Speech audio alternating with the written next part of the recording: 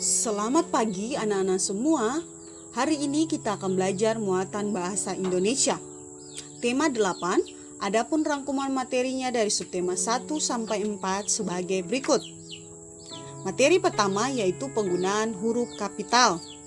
Nah, huruf kapital adalah yang disebut juga dengan huruf besar. Huruf kapital adalah huruf yang berukuran dan berbentuk khusus atau lebih besar dari huruf biasa dan digunakan sebagai huruf pertama dari kata pertama dalam kalimat, huruf pertama nama diri, dan lain-lain. Untuk penggunaan huruf kapital bisa dilihat dalam beberapa hal. Yang pertama yaitu pada nama diri. Contohnya, simaklah cerita berikut ini. Sore ini Fitri bersama ayah, ibu, dan kakak membersihkan halaman rumah. Ayah Fitri bertugas memotong rumput. Ibu Fitri bertugas menyapu halaman rumah. Kakak Fitri dan Fitri bertugas menanam dan memberi pupuk pada tanaman. Fitri dan kakaknya sangat kompak. Kakak Fitri bernama Dina. Fitri sayang sekali kepada ayah, ibu, dan kakak Dina. Rasa sayang merupakan bentuk syukur kepada Tuhan Yang Maha Esa. Nah, pada cerita tersebut atau cerita yang di atas tadi, Fitri dan Dina adalah nama diri. Huruf pertama pada nama diri harus ditulis dengan huruf kapital. Nah, yang kedua yaitu pada identitas diri. Nah, pada identitas diri ini ada dua contoh, yaitu menggunakan kartu pelajar dan kartu kependudukan atau disingkat KTP. Dalam kedua kartu tersebut berisi tentang nama dari orang tersebut, tempat lahir, serta tanggal lahir, alamat rumah, dan semuanya itu ditulis dengan huruf kapital pada setiap awal kata. Dan yang ketiga yaitu pada nama anggota keluarga. Nah, penggunaan huruf kapital pada nama anggota keluarga itu biasanya penulisannya dimulai dari penulisan namamu, penulisan nama orang tuamu, saudaramu, serta temanmu harus diawali dengan huruf kapital. Sebagai contohnya yaitu namaku Dedi, nama ayahku Mahmud, nama ibuku Ani, dan nama saudara kandungku adalah Jonas. Selanjutnya, penggunaan huruf kapital pada teks. Seperti contohnya, para siswa mengikuti upacara bendera. Yang kedua yaitu misalnya pada nama orang seperti Jonas, Lani, Fitri. Yang ketiga yaitu penggunaan huruf kapitalnya berada pada awal kalimat dalam petikan langsung. Misalnya seperti tanda petik, Bu Guru berkata, rajin, pangkal, pandai. Yang ketiga bisa pada nama negara, pada nama bulan, dan pada nama tempat.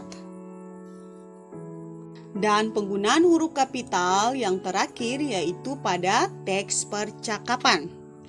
Contohnya, perhatikan teks percakapan berikut ini. Siput yang malang. Seekor burung pipit melompat di samping siput.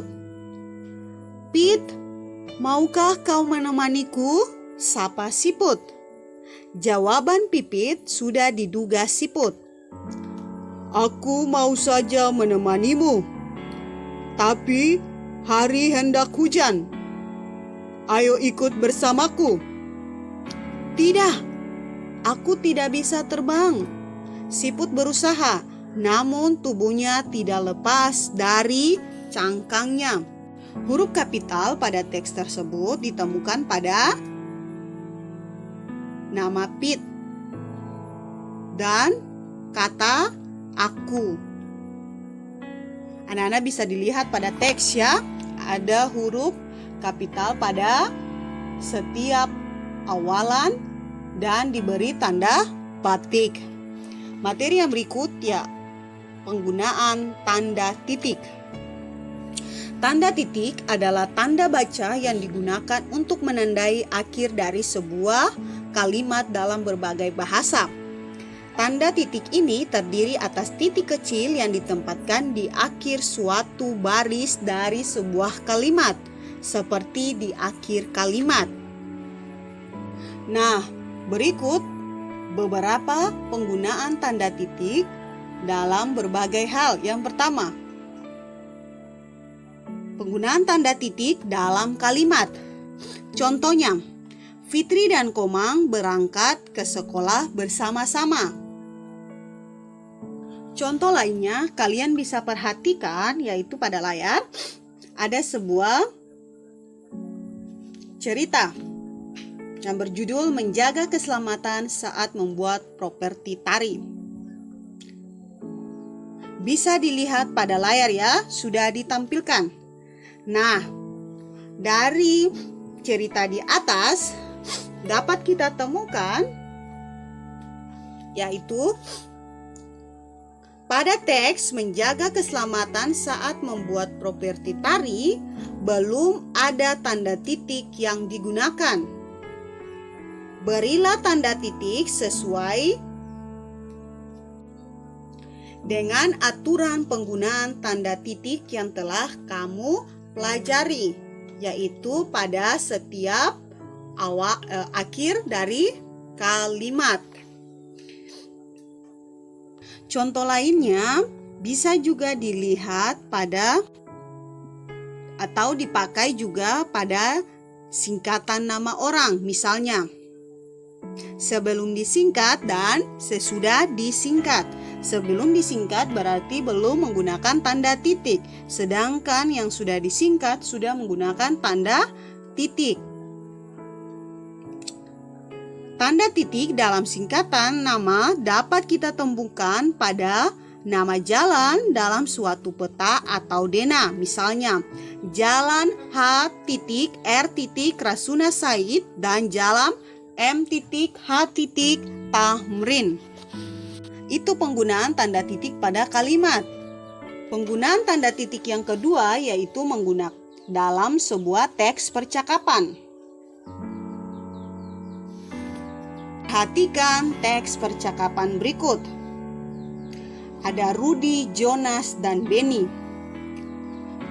Wah, hangat ya berada di dekat api unggun, jawab Rudi. Jonas menjawab, iya, kamu benar sekali, Rudi. Selain hangat, api unggun ini terlihat indah dan sangat terang, jawab Jonas. Benny pun berkata, meskipun demikian, kita harus berhati-hati.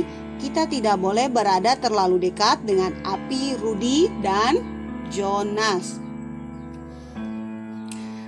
Nah, pada teks tersebut atau pada teks percakapan tersebut, tanda titik digunakan pada akhir kalimat. Penggunaan tanda titik yang berikut atau yang ketiga yaitu bisa kalian temukan dalam penulisan waktu atau juga dalam penulisan bilangan ribuan. Seperti contohnya ya. Iya. Materi yang terakhir yaitu penggunaan tanda tanya. Tanda tanya adalah sebuah tanda baca yang digunakan untuk mengakhiri sebuah kalimat yang berbentuk pertanyaan. Dengan menggunakan tanda baca yang satu ini, kata ataupun kalimat akan berubah menjadi sebuah pertanyaan.